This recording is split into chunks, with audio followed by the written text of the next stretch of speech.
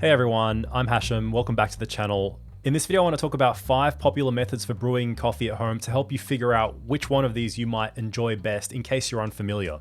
So as a big coffee fan myself, I've explored and accumulated multiple ways of brewing coffee at home over the years. So to help you figure out what you might like best if you're just getting into this home coffee rabbit hole and you want something affordable that isn't as complicated as espresso, I'm going to break these down and tell you what I think is best about each one. And the first one I'm going to recommend and talk about is the good old Aeropress. I think this is probably my first recommendation in terms of an all-rounder that will just create a good cup of coffee with relative ease and repeatability. And that's quite important if you want to be able to consistently make a decent coffee. I think Aeropress is a really good way to start.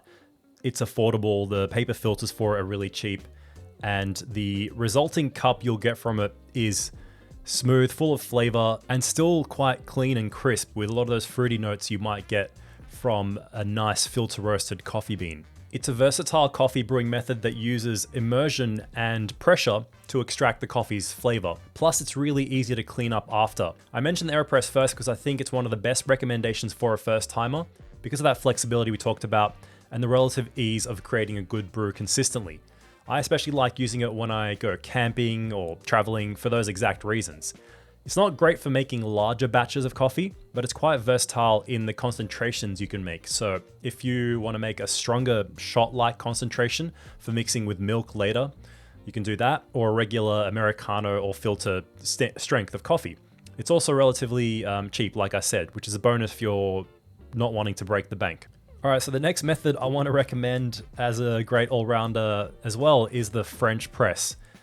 This is good if you want to be able to make larger batches of coffee. If you're only ever making 1 cup, like let's say 200 or 300 mils, you can just get a smaller French press, but it might not be as convenient as the Aeropress. In terms of the coffee you get out of a French press or cafetiere, it's sort of a full-bodied coffee with more texture and a bit less acidity than some of the other methods I'll talk about, including the Aeropress. It's a really simple and affordable brewing method, making it something that you might even already have lying around the house. The French press uses a metal filter inside that allows the coffee's flavor and more of the natural oils to make it through. There's no paper filter. So after the immersion, this contributes to a cloudier look compared to the paper filter methods on this table. One of the biggest recommendations I can give you though is to forget the common instructions that are often given for these or the ones that come with the French press, and look up and use James Hoffmann's method for French press or any similar technique that doesn't involve actually plunging the press and just letting the coffee grounds settle over time. It'll make a big difference. So after the Aeropress, I think the French press is the best all-round recommendation if, number 1, you have the patience for the longer time it takes compared to the Aeropress. Number 2, if you want the option to be able to brew larger amounts of coffee, so let's say you have regularly 2, 3, 4 servings you want to make, and if you prefer a smoother and more full-bodied cup and aren't too fussed about having that clean and crisp taste that you might get from other methods like Pourover or Aeropress. So if you want more of those fruity notes and crisp, clean finish, that brings us to the third method that I'd recommend, which is the Pourover, especially the V60. So the Pourover method is perfect if you're looking for a cleaner cup of coffee with more clarity and complexity of flavor. This method requires a bit more practice to master, however, but the extra effort can be well worth it.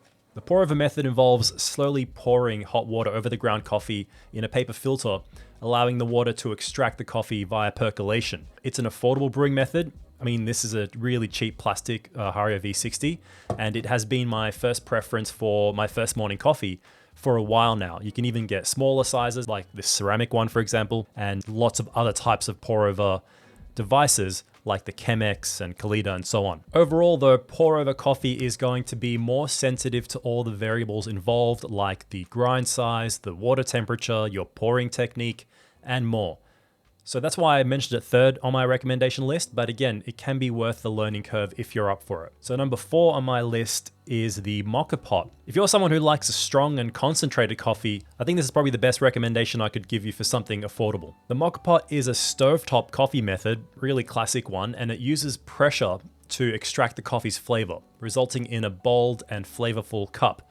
I would describe this as the closest in taste to espresso, if you're a fan of that, compared to all the other methods that I have here. While the device itself might be a little bit more expensive than some of the others, it's still pretty affordable. It does also take a little bit longer to brew than something like an Aeropress. If you do like, however, a strong concentrated cup with crisp acidity, and especially if you're planning on mixing that with milk or adding more water to it, the Mokapot is a really good way to go. I would also recommend following James Hoffmann's guide to brewing with the Mokapot, where he includes explanations of all the variables and things like temperature surfing. It will also make a world of difference, to be honest, with whichever of these methods you choose. So last but not least, we have the Turkish coffee method, another really simple and affordable way to make coffee at home. You might also think of it as Arabic or Greek coffee, and it's brewed in this specialized little pot, which is called an ibrik, a jezve, a rakwe, briki. It's got all kinds of different names. Either way, it's more or less the same thing. And this makes a super strong, concentrated, aromatic cup of coffee. So the coffee itself has to be really finely ground, and it's then mixed with water, which is slowly heated up almost to boiling point, but not quite. And it creates that rich and flavorful cup of coffee. It can be more time consuming than some of the others also, especially if you're hand grinding the beans, which is often one of the only ways to get it that fine. But it's perfect for those who like to savor their coffee. And also this method doesn't have to be overly dark and bitter if that's what you've experienced before. And it can actually be beautifully balanced and flavorful if you follow a good method, like one that I'll put a link for in the description by Turkish on, I think, European Coffee something channel. So check that out. But it is important that you use the correct, extremely fine grind of coffee, whether you're grinding that yourself or you're buying grounds especially made for Turkish brewing. So there you have it. That's a breakdown of these 5 affordable brewing methods that you can try at home. You can get into all of them like I do. I have access to all 5 of them because they're all pretty cheap and I've slowly accumulated one of each over time. But I thought I would just break it down by recommendations, ease, flavor, all that sort of stuff, because if you're just getting into making especially filter coffee at home, something like the Aeropress is a really good place to start. French press if you want those larger batches and you want that smoother, more textured finish with a bit more cloudy siltiness, if you don't mind that. Then you've got the Pourover if you really want to get into things where you have a lot of variation of flavor according to your method and technique, and you're stepping up into specialty coffee beans and ideally grinding the beans yourself. I'll touch more on that in a bit. And then you get into the really strong options like the Mokapot and the Turkish coffee. So hopefully this will serve as a good starting point if you're just getting into making coffee at home. You don't want something complicated like an espresso machine, but whichever one of these you choose, I would give a few recommendations. Number 1, grind your own beans if possible. It's worth investing in a grinder, even if it's just a hand manual grinder like the Easy Presso JX, which is one that I use. I really recommend it. It's a good step up from the really cheap plastic ones. And having a decent grinder is actually a lot more important than you might think. I learned this the hard way over time, but definitely invest in a half decent grinder. If you want an electric one, there's affordable options like the Baratza Encore, which can produce great grounds for all these methods except perhaps the Turkish one. Definitely can't grind for Turkish coffee on the Baratza Encore. You need a specialized electric grinder, or like I said, use a hand grinder that is capable of going fine enough. Also, you probably noticed me mentioning James Hoffmann a few times. If you're not familiar with his work, he has a YouTube channel all about coffee. He's written books and he's been in the coffee industry for a long time as a barista, as a competitor, as just a person who knows his stuff when it comes to coffee. So I'd really recommend checking out this book called How to Make the Best Coffee at Home. And it's one of his recent released books, and it'll really help you if you're getting into all this and you want it as a reference. I love it. I can definitely recommend it. I'll put a link in the description if you want to check that out. But that's another thing I wanted to add at the end of the video there. So that's it. I hope this was helpful to you. And let me know which one of these you prefer. If you already make coffee at home, do you mix it with milk? Do you have it black? Which one is your preference?